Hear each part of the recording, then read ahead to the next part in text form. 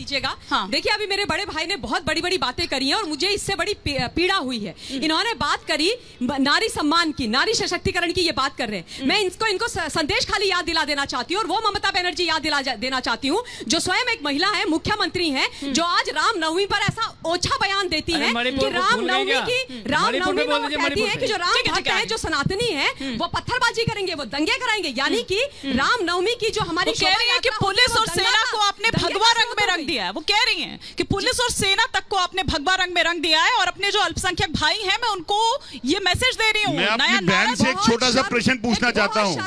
संदेश खाली की महिलाएं और मणिपुर की महिलाएं नहीं, ठीक है, ये कैसे हो सकता है? ये कैसी भाजपा? ये भाजपा सनातन विरोधी क्यों नहीं होगी कि मणिपुर की बहनों के बारे में बहन नहीं कहेंगे, संदेश खाली के लिए बहनें कहेंगे? ठीक है, महिला यहाँ पर महिलाओं की बात कर रही है, लेकिन मेरे भाई को जो कांग्रेस से ताल्लुक रखते हैं बिल्कुल सब्र नहीं है कि मुझे बोलने दिया जाए। ये दिखाता है कि कितना सम्मान ये महिलाओं का, नारियों का करते हैं, है ना? ये तो दिख गया, प्रत्यक्षम किम प्रमाणम, पूरे आपके दर्शकों ने देख लिया है। संदेश खाली के अंदर जिस प्रकार का हमने स्वरूप ममता बनर्जी का देखा और जिस प्रकार से सनातन और रामनवमी पर उनका बयान हमने देखा, वो बहुत ही शर्मनाक और ओछा है। दूसरी जरूरी बात मैं इनसे करना चाहती हूँ, इन्होंने अभी बोला कि कांग्रेस बड़ा सम्मान करती है जी महिलाओं का। अरे मंडी की भारतीय जनता पार्टी की कैंडिडेट के लिए आप बोल देते हो कि क्या भाव है आजकल मंडी में। हेमा मालिनी जी जिनकी उम्र सोनिया जी के बराबर है, उनके बारे में रणदीप सुरजेवाला किसने कहा था, विधवा किसने कहा था, 1.5 करोड़ की गर्लफ्रेंड किसने कहा था, हिंदुस्तान वो ये सब किसने कहा था? सीता माता के लिए पानी जब कौन सी पार्टी के नेता ने कहे थे?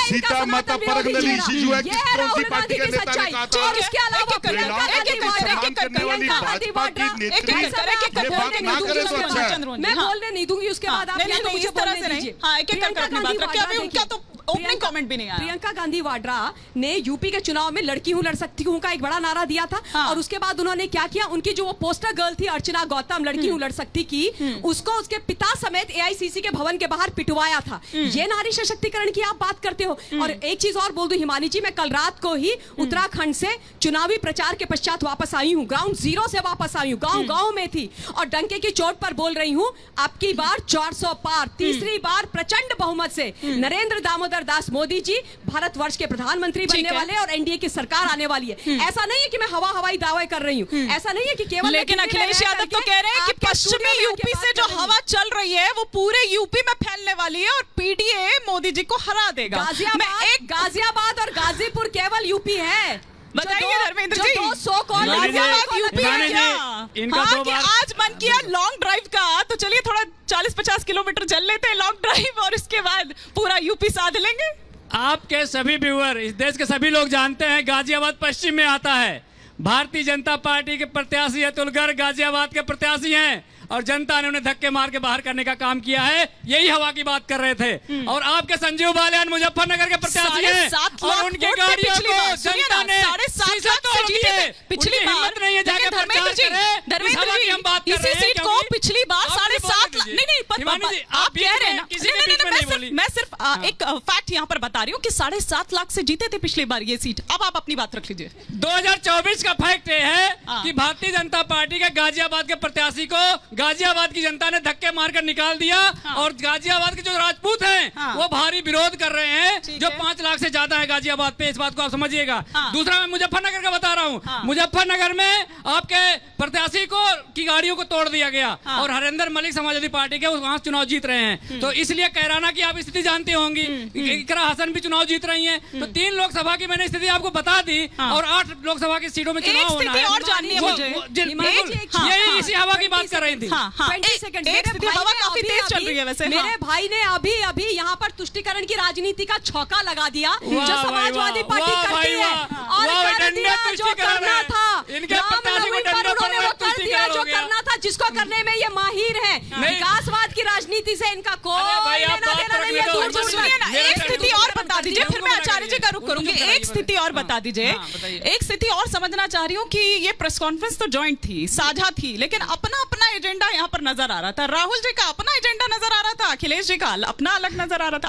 अगर आप अपने नजरिए से देखोगी तो हो सकता है और भी एजेंडा नजर आ जाए। आप मुझे बता दीजिए, इस देश में 22 लोगों के पास जितनी संपत्ति है पूरे देश के 70 करोड़ लोगों के पास वो संपत्ति नहीं है। हाँ। क्या ये महंगाई का कारण नहीं है? हाँ। ये बात प्रेस कॉन्फ्रेंस में नहीं बोली गई है। अगर ये बात इस देश के लिए नहीं सही, मुझे बता दीजिए आप। क्या किसानों की आय दोगुनी करने के लिए हमने कहा था, भारतीय जनता पार्टी ने कहा था, आज तक क्यों नहीं किया? ये बात कॉन्फ्रेंस में उठी, मुझे बता दीजिए। एमएसपी गारंटी कानून लाने की बात कही गई, मोदी जी चिल्लाकर कहते 14 में हम एमएसपी गारंटी दे देंगे, आज तक नहीं दे पाए। ये बात प्रेस कॉन्फ्रेंस में उठी, कौन सी गलत हो गई मुझे बता दीजिए। 750 किसानों की शहादत हुई, 750 किसानों की शहादत नहीं है किसी की। आप लोग इस तरह के सेल्फ गोल क्यों करते हैं? इस तरह के बयान क्यों देते हैं? कौन से बयान? बपौती नहीं है, राम प्रभु श्री राम किसी की, रामनवमी किसी की। हाँ। देखिए, आपको पीड़ा होने लगती, दिक्कत मुझे क्यों पीड़ा होगी? अब सुन लीजिए। नहीं सुनिए, मुझे क्यों पीड़ा होगी? हाँ। मैं तो सिर्फ ये समझना चाह रही हूँ कि रामनवमी, हाँ ठीक है। अगर आपको जानकारी हो, भारतीय जनता पार्टी के वरिष्ठ नेता, मध्य प्रदेश के मुख्यमंत्री डॉक्टर मनमोहन सिंह ने बोला राम सीता का तलाक हुआ और माता सीता ने आत्महत्या कर ली। इतना न्यूनतम स्तर का कमेंट भगवान राम के लिए हो नहीं सकता। इतना ज्यादा हाइटिंग कमेंट भगवान राम के लिए और सीता के लिए नहीं हो सकता। मनमोहन सिंह जी तो कांग्रेस के और हमारे प्रधानमंत्री कहीं गड़बड़ा तो नहीं रहे? सुनिए पहले, आप दूसरी बात बता रहा हूँ। दूसरा मुझे आचार्य जी और professor doctor Dinesh Sharma Bharatiya Janata party के वरिष्ठ नेता, देश के सबसे बड़े सूबे के उप मुख्यमंत्री, आज के राज्यसभा सांसद, बोलते हैं कि माता सीता टेस्ट ट्यूब बेबी है। अपने डोरेमोन का असर हमें बयान नहीं सुना जाएगा। आप सुन लीजिए मेरी बात। ये डोरेमोन क्या है? ये डोरेमोन क्या लेकर आए हैं? ये डोरेमोन कौन से ऐसे मुख्यमंत्री जिनका नाम दिनेश शर्मा डोरेमोन है क्या? ये मनमोहन दिनेश शर्मा मुख्यमंत्री हो गए भाई साहब। मोहन यादव, डॉक्टर मोहन यादव भाई। अरे भैया तो डॉक्टर मोहन यादव, अरे आपने मनमोहन डॉक्टर मोहन यादव, आप सुन लो ना।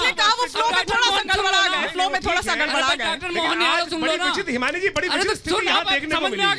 रामनवमी का अवसर है, अगला बयान सुनिए। कांग्रेस तो सुधर गई, कांग्रेस तो सुधर गई, कांग्रेस का पुल्हार तो उतर चुका है, लेकिन बड़ी विचित्र स्थिति, अगला बयान सुनिए। स्थिति है। अगला बयान ने बोलना आरंभ किया, राम को पनौती बता दिया, रामनवमी को पनौती बता दिया, लेकिन जय श्री राम नहीं कहा। आज रामनवमी की कोई नेताओं का बयान नहीं सुन पाओगे ना तो सुबह आचार्य जी, क्या वाकई पेटेंट करा लिया भारतीय जनता पार्टी ने रामनवमी को? एक सेकंड, आपके उसी बयान पर पहले देखिए, पेटेंट कराने की बात नहीं है। जो हिंदू सनातन में जन्मा है, राम उसका है, राम सबका है, राम तो सबका है ना भाई। बीजेपी वाले जन्मे राम सबका है, लेकिन यहाँ पर आज उपस्थित लोगों ने केवल, मैं कहूंगा चंद्रमोहन जी ने बड़ा अच्छा किया कि जय श्री राम से या सीताराम जी का नाम लेकर उच्चारण किया, लेकिन वास्तविक तौर पर जो मैंने बोला आचार्य जी, आप नहीं बोल पाओगे। जो आपने मैं जय श्री राम बोलूंगा, आप जय श्री राम बोलोगे। मैं तो सब कुछ जो बोलूंगा। धर्म को बांटते हो, आपको है कि आपने बांटने की राजनीति करी और जय श्री राम नहीं, जय श्री राम और जय श्री राम को भी बांट दिया है। आप विभाजन की राजनीति यहाँ पर ले, देश को बांटा, लोग को बांटा, देश के समस्त लोगों को जाति प्रथा में बांट दिया, हिंदू को मुसलमान के साथ बांट दिया। अब राम, जय श्री राम और जय सिया राम को भी बांट रहे हैं, प्रयास कर रहे हैं। ये विचित्र स्थिति वास्तविक तौर पे